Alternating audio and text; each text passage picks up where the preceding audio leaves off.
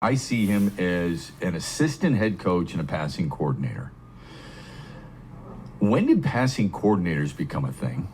I always thought offensive coordinators handled the offense, defensive coordinators. Now it seems like you literally have a position coach for every single position. I ain't never lost, never in my life. What's good, NevaLoss fam? Hey, today we gotta talk about the Lions bringing in Petzing+Kafka to go along with Petzing and hopefully shape the offense into what it once was. Man, we got the pieces to be the best, the #1 ranked offense in the NFL. And now we're just trying to get the coaches and players in place to get back to the top of the mountain. I'm going to give y'all my thoughts on what I think this could possibly mean. We're going to tune in to Braylon Edwards' show, and we're going to hear a little bit about his thoughts on this, what he thinks this can mean, if it's a good thing, if it's a bad thing. You know, he's going to go over a little bit of Kafka's resume. His resume is actually pretty good, even though he didn't have a whole lot of success out with the Giants. But you know, he's been under some great coaches, man, and he's made some good things happen throughout his tenure in the NFL. So I'm trying to be optimistic about what the results are going to be with this newfound position. I don't even know exactly what his job is, but it's from all the talks, it seems like he's going to be in control of the pass game, and Petzing is going to take care of the run game and call the plays. So we'll see how it all goes, man. But let's tune in to the Braylon Edwards show. Let's hear what he got to say about it, and then we'll discuss it a little further. Kafka is now part of Dan Campbell's staff, and suddenly his offensive staff has some names that, other organizations are recognizing. Fans recognize it too. They were on short lists for various positions with other teams. Where's he fit, do you think? And do you think it's getting too crowded there? I do think it's getting too crowded. You know, a situation where you need an offensive coordinator, you needed a guy that was going to be the guy. You want a guy, in my opinion, that can control the offense all around. Like he does the run game, he does the passing game, he's all that. It's one guy, and he and Dan going back and forth, and he and squad going back and forth. But this isn't the only way to operate. Other teams are doing this as well, and some of them have success. You look at his record, I thought maybe they got because of what the Giants did to the Lions. Maybe that was it. Wandale Robinson looked amazing. And they came, Wandale Robinson can look like that, and Theo Johnson can look like that. James Winston can look like that. Maybe, but yeah, so that's a good thing. I'm gonna slow this down a little bit. I got it at 2.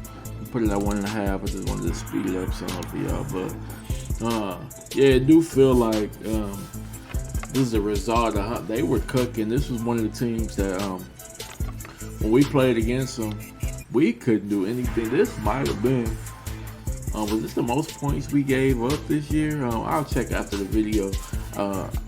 The Giants might have put up the most points on us that we gave up all season. They were cooking us in every way. James Winston was looking absolutely flawless, man, for most of that game. And then at the end, we was able to put some things together, turn it around, take it to OT. I mean, to be honest with you, Jahmyr Gibbs put us on his back, man. He had a ridiculous game. He had like over 200 rushing yards, a ton of passes. Yeah, he might have had 4 touchdowns in that damn game. Jahmyr went berserk, man. Overtime touchdown to win it. He went absolutely crazy, which helped us. And I'm wondering if they them combinations and things that the Giants was putting up against us made Kafka look really good, especially after Dayball got fired. So, you know, he had took over the head coaching duties and he was the OC, and he had them cooking. He had them cooking for sure. I'm wondering if that's what it was for real.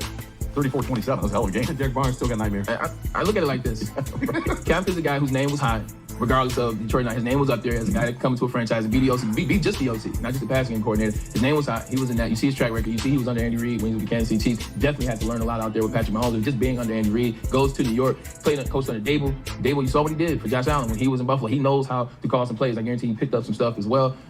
The numbers in New York aren't that good. When you look at the statistics, the rankings are not necessarily that good. Nothing's... Man, so you hear that under Andy Reid, he coached with Josh Allen, man. You know, his resume is impressive as far as the people he was around in the game he was able to get. I would assume with the pieces we got, he'd be able to bring some new life into this already exuberant offense, man. If he can just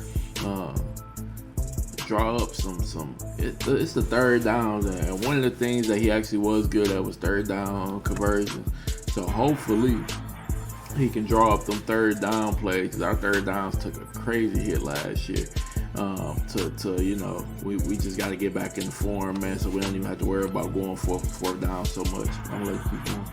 But they haven't had a lot of talent. It really doesn't matter is how I look at it. I think he has a good enough acumen mixed in with Petzing, who can do the run game fine. If you want to have a double-headed monster, and then you also have, don't forget, Dan Campbell's going to have some form of input. So you got 3 chefs in the kitchen. The coaches don't matter. Are you going to get the offensive lineman that you need? Are you going to go on the defensive side and get the players that you need? Are you going to understand on the offensive side what you have and how it works and not try to get cute? So I like Kafka enough. Petzing, I'm not necessarily short enough about, but hey, at the end of the day, he's the run game guy. He's the passing game guy. So none of that matters. It doesn't matter if you have Mike McDaniel. It doesn't matter if you have Nate Shieldhouse. It doesn't matter if you have Clint Kubiak. If Brad and Dan do not get the draft right, the offseason right, as it relates to bringing players in, so last year doesn't look like last year, it don't matter. All those coaches, if they have really good players, they're going to be better. 100. Okay, that might be part of the reason John Morton did get canned, is because he had the players and didn't get it done. Yeah. I see Mike Kafka. You and I briefly touched on this yesterday when Kool-Aid broke the news. I don't think John Morton necessarily had the players either. Our O-line was still, it wasn't great. It was a mess all year. So I don't agree with that, even though I don't like the play calls that he was scheming up. He wasn't doing great, but when Dan took over the first game, we looked good, but then after that, he kind of looked the same to me as what Johnny Morton was doing. So I think we just needed more pieces. We were decimated with injuries, man. We lost both our tight ends. St. Brown got dinged up or whatever. He was in and out the line. Obviously the line was in shambles. It was just a tough season. See him as an assistant head coach and a passing coordinator. When did passing coordinators become a thing? I always thought offensive coordinators handled the offense, defensive coordinators. Now it seems like you literally have a position coach for every single position. And when you got quarterbacks that are starting, well, in 2013, 14, 15, 16, 17, when you now get upwards of 40 passes a game, 42 passes a game, when the average goes up, when the quarterback yardage goes up, when the scoring goes up, when the reps are a little bit lenient on what offense can and cannot do, a lot more, on the defensive side, passing becomes more important. Mm-hmm. You start to see where it's going. Wide receivers start to make more money. Tight ends become more valuable. So by it becoming that, you can't just have your regular offensive coordinator who's a run-minded or a run-first type guy be your offensive coordinator and throw you the occasional play-action pass to your tight end or throw you an occasional 35 double move to the wide receiver. You need more than that. So I think that Patrick Mahomes, when that era started with Patrick Mahomes and the numbers started going up, I think that's when you started seeing guys say, hey, look, we want a run game coordinator, but passing game is going to be more important. So take our audience inside that a little bit. How does it work? You've got the head coach, you got the OC, you got a passing coordinator, you got an assistant head coach as Hank Fraley as the offensive line coach. You have a running backs coach, you have a tight ends coach. Those players or those coaches probably don't have nearly as much input into the offensive game plan. How do you separate play caller Drew Petzing, former play caller Mike Kafka, run game play caller and Hank Fraley? How does that work on game day? I think Hank Fraley's going to be more so your short yardage and goal line. He's an offensive line guy. He's a short yardage. Hey, look, you need 4th and 1, 3rd and 1, 30 inches, those short yardages. And then also when you're in the red zone, you're on the goal line. 4 yards in, 2 yards in, 3 yards in. I don't know why I reverse them. That's where Hank Fraley comes in. That's where you lean on him. I think the run game coordinator starts at 20. That's 20 to the 20. And that's the guy that's going to give you maybe the first 15, help you out with the play call. When you're on first down, when you're trying to hit, when it's 2nd and 3, and you're looking for that run option, I think that's where you get, Drew Petzing. That's where you get Petzing in. That's where his expertise comes into play. And then everything that has to do with passing game, which is 20 to the end zone, has to do with Mike Kafka. Okay. Do you like the hire? Yeah. That's an interesting shit. Then he still ain't even mentioning Dan overseeing and being able to veto and call his own shit because Dan likes to call plays. That's a lot of shit. That's a lot of shit.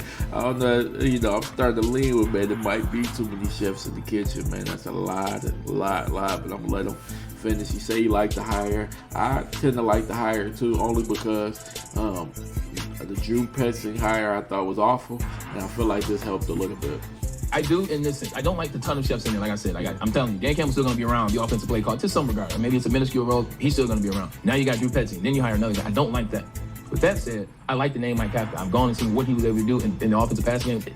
It's along the lines of what the Lions want, what the Lions fans want. I saw what he was able to do last year with Theo Johnson, him in the tight end position, because that's going to be very valuable here for the Detroit Lions. They even ran the ball decently against us with Porter and Singletary. It looked a certain way. So, yeah, you got a guy that wants to feature the pass, understands the pass, and knows how good he has it, because he's not in New York. He doesn't have a young guy in Jackson Dart. He doesn't have Jameis Winston. He doesn't have a slew of receivers that he's trying to get the best out of. He's got a situation where he's got some of the best skill weapons in the league. So, with that being said, I like it better today than I did yesterday. I still don't like the fact, though, that it feels like we're trying to do what the Eagles did with players. Yeah. It was like, let's just keep adding players. Because if we keep adding players, eventually we'll get the right player and we'll get to the Super Bowl and they'll help us win. It feels like we're just adding coaches, and eventually we'll put them all in the room and somebody's going to have to be quiet when the season starts. So you're a guy like Amon Rossi?